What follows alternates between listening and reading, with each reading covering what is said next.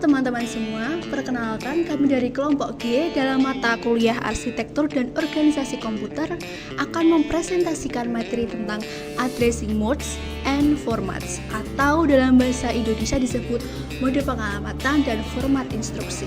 Sebelumnya, perkenalkan nama saya Kinanti Eka Putri. Nama saya Fitriani Dewi. Nama saya Dea Maisha Pramaisti. Nama saya Sarah Yumina Nadia. Dan nama saya Revalia Marisa Syahya.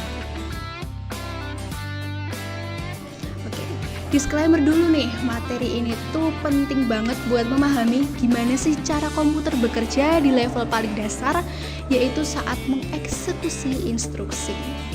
Ketika kita menjalankan sebuah program, misalnya nih, sedang membuka aplikasi atau bermain game, sebenarnya tuh di balik layar, komputer sedang menjalankan serangkaian instruksi mesin yang sangat spesifik.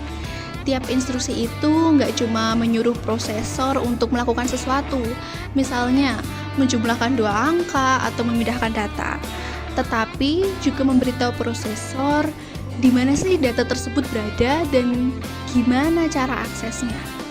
Nah, dalam hal inilah addressing mode dan format instruksi berperan penting. Keduanya bekerja seperti peta dan petunjuk arah bagi prosesor. Ngomong-ngomong, kalian tahu nggak sih addressing mode sama format instruksi yang tadi aku omongin itu apa?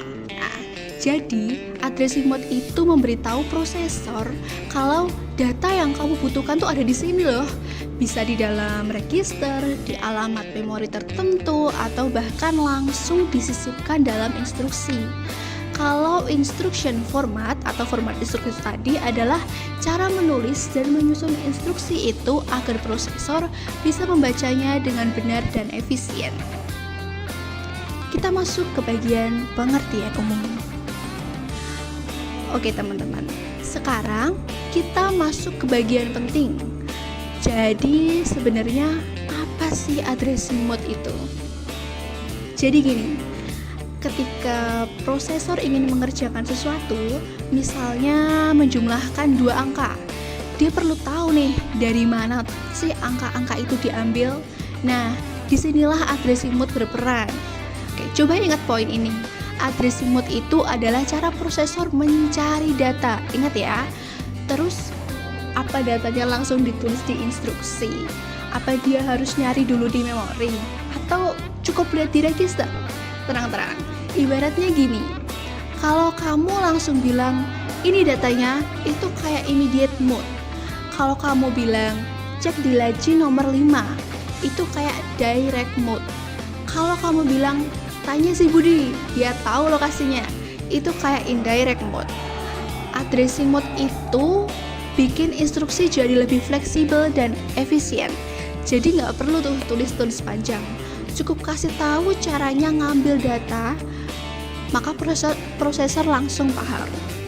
Sekarang pertanyaannya, kapan sih addressing mode dan format instruksi ini dipakai? Jawabannya ya setiap saat. Setiap kali komputer menjalankan instruksi, 2 hal ini itu langsung terlibat.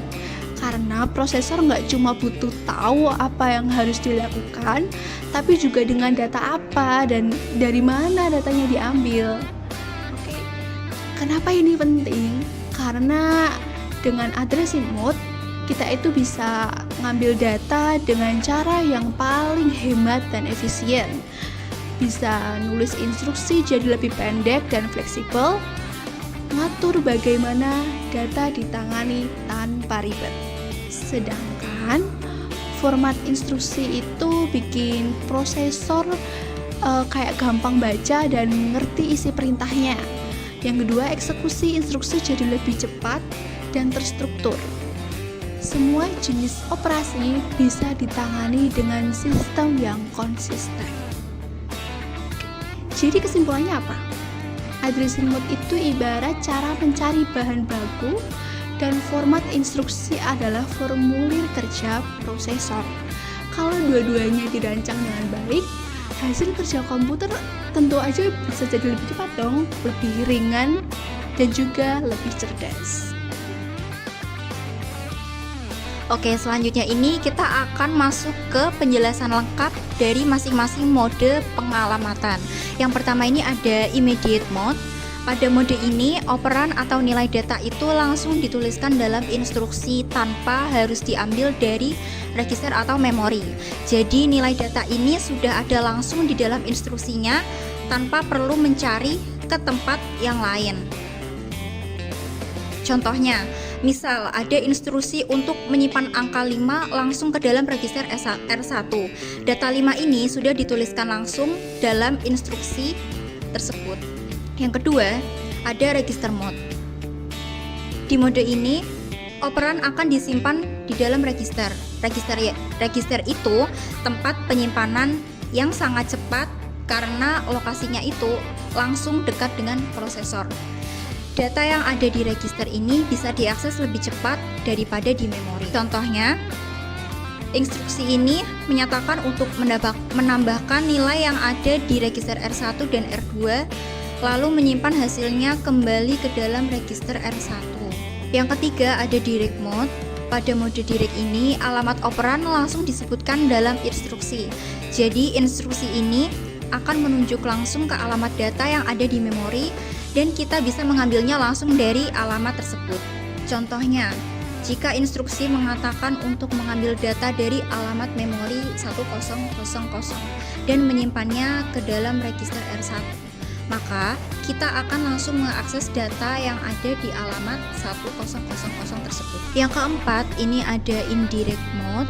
Di mode ini, instruksi itu menunjuk ke register atau memori yang berisi alamat operan yang sesungguhnya. Jadi alamat dari alamat yang sesungguhnya. Jadi instruksi ini itu memberikan petunjuk pertama tentang lokasi operan, tetapi sebenarnya itu hanya alamat yang mengarah ke alamat sesungguhnya. Jadi alamat yang di dalamnya masih ada alamat lagi. Contoh, instruksi ini akan mengambil data dari alamat yang ada di register R2 dan menyimpannya di R1. Artinya, R2 ini akan menyimpan alamat memori yang sebenarnya berisi data yang kita butuhkan. Yang kelima, ada indexed mode. Jadi pada mode ini, alamat operan itu dihitung dengan menjumlahkan alamat dasar dan nilai indeksnya. Ini sangat berguna untuk mengakses data dalam array atau daftar yang memiliki urutan tertentu. Contohnya, misal kita memiliki alamat dasar di register R2 dan indeks di register R3. Instruksi ini akan menghitung alamat operan dengan menjumlahkan data dari menjumlahkan R2 lalu dijumlahkan dengan data dari R3. Jadi akan mengambil data dari alamat tersebut, menjumlahkan R2 dan R3. Yang keenam, ada base plus offset relatif. Mode ini itu mirip dengan indexed, tetapi offsetnya itu biasanya adalah nilai konstan. Mode ini sering digunakan dalam pengalamatan relatif terhadap posisi saat ini seperti program counter atau PC. Contohnya, misal instruksi itu mengatakan untuk mengambil data dari alamat yang dihitung berdasarkan posisi sekarang atau posisi saat ini. Misal alamat 200 itu pada program counter ditambah dengan offset tetap. Offset tetap misalnya nilainya 6. Artinya kita akan mengakses alamat 206. Oke, selanjutnya nih teman-teman. Format instruksi itu cara nulis perintah biar prosesor ngerti harus ngapain. Di dalamnya ada 3 bagian utama. Opcode buat nunjukin aksi apa yang harus dilakukan, operan buat nunjukin data yang dipakai atau tempat nyimpen hasil, dan mode pengalamatan yang ngasih tahu gimana cara ngakses data itu. Jadi intinya, format ini bantu prosesor ngerti perintah, data yang dipakai, dan cara ngambil datanya. Fungsinya apa sih? Fungsinya itu, format instruksi bantu prosesor lebih gampang ngerti isi perintah. Bagian opcode ngasih tahu jenis operasi yang harus dijalankan. Sedangkan bagian alamat atau operan nunjukin di mana data yang dibutuhin. Nah, biasanya satu set instruksi punya beberapa format biar bisa nyesuaiin sama berbagai jenis perintah yang berbeda-beda. Oke, dalam format instruksi ada 3 elemen utama nih. Pertama, opcode. yaitu kode yang ngasih tahu prosesor harus ngelakuin apa. Misalnya 000 buat tambah, 001 buat kali. Kedua, operan atau alamat yaitu tempat nyimpen data atau hasil, bisa di memori atau di register. Ketiga, mode pengelamatan yang nunjukin gimana cara nemuin data itu. Bisa langsung atau bisa disebut direct, lewat perantara atau indirect, dihitung dari posisi sekarang atau relatif, atau pakai bantuan register index atau index. Format instruksi bisa berbeda-beda karena beberapa hal loh. Pertama, soal ukuran memori dan lebar bus data. Kalau bisnya 32 bit, biasanya instruksi juga dibuat 32 bit biar efisien dibaca sekaligus. Nah, kedua, makin kompleks prosesor, makin banyak info yang perlu dimuat dalam satu instruksi. Jadi, formatnya bisa lebih panjang. Ketiga, ada pertimbangan antara efisiensi dan kemudahan. Instruksi panjang lebih fleksibel, tapi butuh ruang dan waktu lebih lama buat diambil. Nah, sedangkan instruksi yang pendek lebih cepat, tapi kemampuannya terbatas. Berikut jenis-jenis format instruksi dengan analogi biar lebih gampang dipahami. Pertama, 0 alamat atau stack. Nggak nyebutin alamat operan karena semua data diambil dari dan disimpan ke stack. Kayak tumpukan piring, ambil 2 paling atas, proses, lalu taruh hasilnya di atas lagi. Contohnya dipakai di Java Virtual Machine. Kedua, satu alamat atau akumulator cuma nyebut satu alamat operan, sementara satu lagi selalu dari tempat tetap yaitu akumulator. Bayangin kamu selalu pakai satu mangkok khusus buat nyampur bahan. Contohnya dipakai di komputer PDP-8. Selanjutnya ada 2 alamat. Di sini ada 2 operan yang disebut jelas. Satu buat data input, satu lagi tempat nyimpan hasil. Ibaratnya kamu nyampur isi wadah A dan B, lalu hasilnya disimpan di B. Contohnya ada di PDP-10. Lalu ada 3 alamat nih, di mana 2 operan dipakai sebagai sumber data dan satu lagi buat nyimpan hasil. Analognya A ditambah B, lalu hasilnya ditaruh di wadah C. Format ini umum dipakai di prosesor modern seperti ARM dan MIPS. Oke. Format instruksi bisa panjang tetap atau panjang variabel. Kalau tetap, semua instruksi selalu punya panjang yang sama, misalnya selalu 32 bit. Sedangkan kalau variabel, panjangnya itu bisa beda-beda, ada yang 1 byte, 2 byte, dan seterusnya. Seperti di arsitektur x86. Gampangnya, format tetap itu kayak semua kalimat harus 10 kata, sedangkan format variabel kayak kalimat yang bisa 15 atau 20 kata tergantung kebutuhan. Oke, di sini nanti ada gambar diagram format instruksi PDP-8. Jadi PDP-8 itu komputer jadul dari tahun 1960-an, tapi justru karena desainnya simple banget, dia cocok banget loh buat belajar gimana prosesor dan instruksi bekerja. Baik, keunggulan dari format 12 bit di PDP-8 adalah efisiensinya yang tinggi untuk ukuran komputernya. Menurut Stallings, format ini sangat efisien karena mendukung berbagai mode pengalamatan seperti indirect, displacement, dan indexing. Selain itu semua adalah penjelasan tentang format instruksi ya teman-teman. Selanjutnya akan dilanjutkan dengan teman saya. Oke, sekarang kita lanjut ke bagian selanjutnya ya, yaitu perbandingan dan aplikasi dari addressing mode dan format instruksi. Di sini aku bakal jelasin kelebihan, kekurangan, terus gimana sih masing-masing mode itu digunakan dalam arsitektur nyata kayak ARM, MIPS, dan x86. Nah, jadi addressing mode itu macam-macam dan masing-masing punya kelebihan sama kekurangannya sendiri. Kita bahas satu-satu ya. Yang pertama ada immediate addressing. Kelebihannya adalah instruksi jadi cepat karena data langsung tertulis di dalam instruksi. Jadi prosesor nggak perlu repot-repot cari data ke memori ini. Dan ini bikin eksekusi lebih cepat dan efisien untuk operasi-operasi sederhana. Tapi untuk kekurangannya, karena ruang di instruksi terbatas, data yang disimpan juga terbatas ukurannya. Jadi nggak cocok buat data yang besar.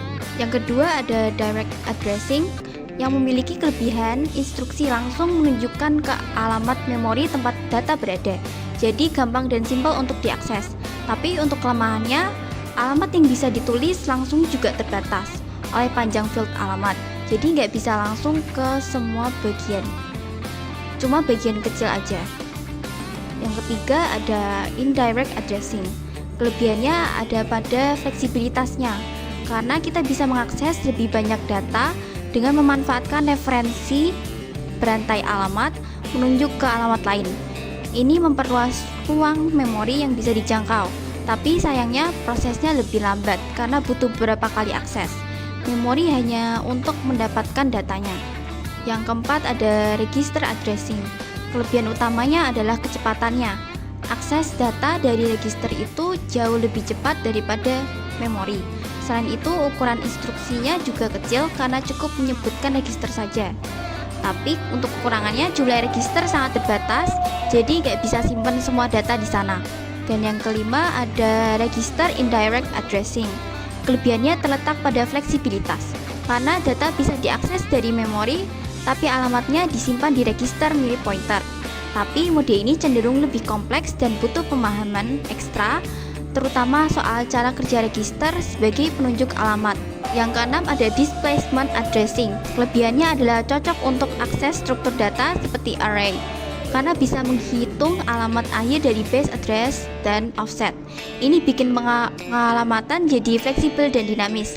Tapi di sisi lain, struktur instruksinya jadi lebih kompleks dan ukuran instruksi cenderung lebih besar. Oke, sekarang kita lanjut pembahasan efisiensinya ya. Dari segi kecepatan eksekusi, urutannya kayak gini. Dari register, immediate, direct, index, register indirect, dan yang terakhir indirect. Artinya akses data lewat register itu paling ngebut, soalnya nggak perlu ke memori luar. Terus kalau dari segi fleksibilitas, yang paling fleksibel itu index atau register indirect, karena bisa akses data dari posisi dinamis, cocok buat array atau pointer. Kalau dilihat dari ukuran instruksi, mode immediate dan register tuh paling pendek. Tapi mode indirect dan index biasanya instruksinya lebih panjang karena banyak komponen tambahan. Oke, lanjut ke pembahasan ketiga, yaitu contoh penerapan addressing mode pada arsitektur nyata seperti ARM, MIPS, dan x86. Yang pertama ada ARM. Pada arsitektur ARM, mode addressing yang paling dominan digunakan adalah register addressing dan immediate addressing.